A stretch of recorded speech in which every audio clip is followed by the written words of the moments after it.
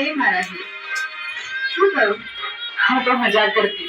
માલમ આવો મજાક બીજી વાર ના કરતી હો.